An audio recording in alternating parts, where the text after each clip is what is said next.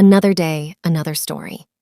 Welcome to Scary World, where we explore the darkest mysteries and the most haunted places on Earth. On October 12, 1972, a small aircraft carrying rugby players and other passengers took off from Uruguay, headed for Santiago, Chile. The flight was supposed to be a short one, but it had to pass through the treacherous Andes Mountains. Unfortunately, a storm forced the plane to land in Mendoza, Argentina, for the night. The next day, on October 13th, the plane took off again, but encountered turbulence while descending toward Santiago. The pilots tried to avoid a mountain, but it was too late. The plane collided with the mountain and broke apart. Despite the devastating crash, 33 of the 45 people on board miraculously survived. Two survivors, Roberto Canessa and Gustavo Zerbino, who were both medical students, immediately began helping the injured passengers.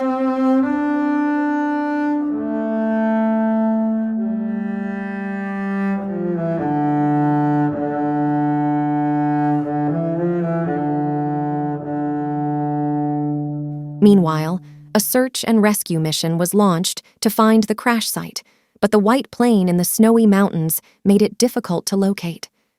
The survivors spent a cold night in the wreckage of the plane, using snow and luggage to stay warm.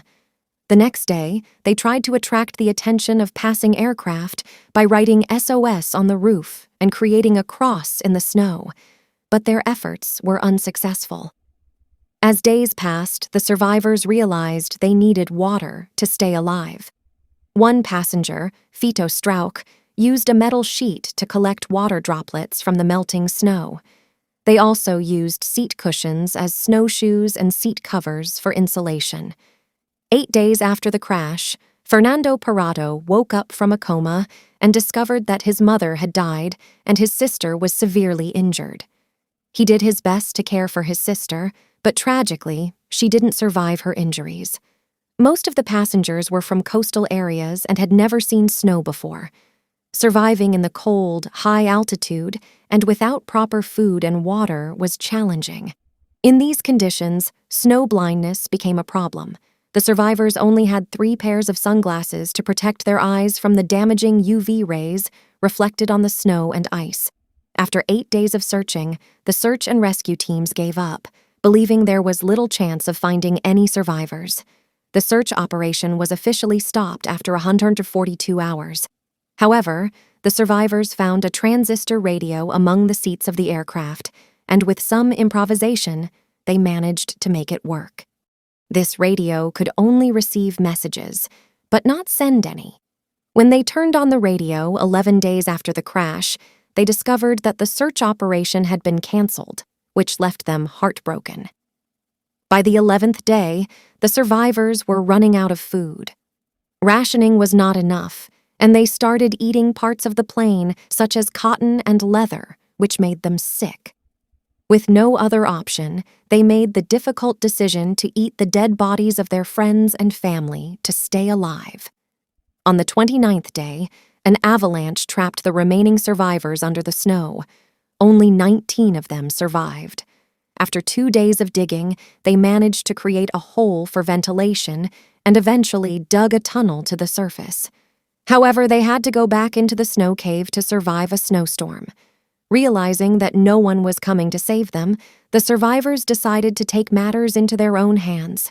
They gave themselves more food and warm clothes and started walking to find help.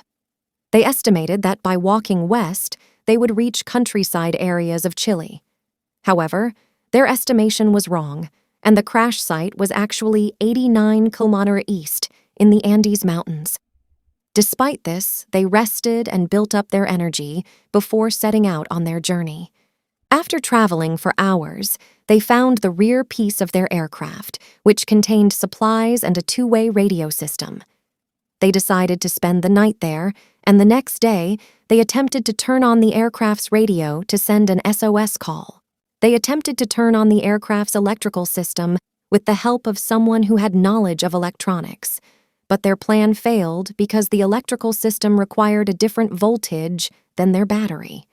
Realizing that they had no other choice, the survivors decided to start walking westwards to find help.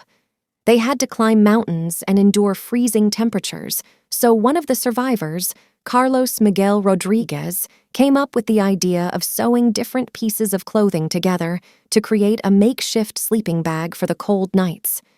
Despite their lack of technical gear, map, compass, and climbing experience, they persevered and continued moving forward. After days of walking, they reached a point where they could see two mountains' peaks without snow in the far western horizon. They assumed that they should keep traveling in that direction and eventually reached a valley where they found a river. This was a great relief because they could follow the river downstream to find a path downhill. After trekking for 9 days, they finally spotted some cows in a field and knew that they were getting closer to civilization. Exhausted and unable to walk any farther, they spotted 3 men on horses on the other side of the river. They tried to shout for help, but the noise of the river drowned out their voices. Luckily, one of the men noticed them and came back the next day with paper and pencils to communicate. Parado wrote a message in Spanish, explaining that they were survivors of a plane crash and in desperate need of help. Sergio Catalan, the man who received the message, was shocked to learn that there were survivors from a plane crash that had occurred 2 months earlier. He threw a piece of bread to the survivors and rode on horseback for 10 hours to reach the nearest city and inform the Army command. The Chilean Air Force sent helicopters to rescue the survivors, and they were brought to Los Maitenes, where they finally found some rest. Their incredible story gained international attention, and Army officers interviewed Parado to gather information about their location. Using the pilot's flight chart that Parado had brought with him, they were able to locate the crash site and provide assistance.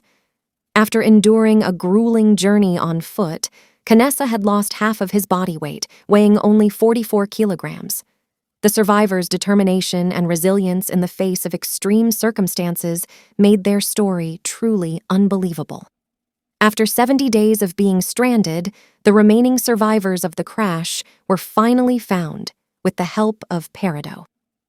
On December 22, 1972, 2 search and rescue helicopters reached the survivors and rescued a total of 16 people.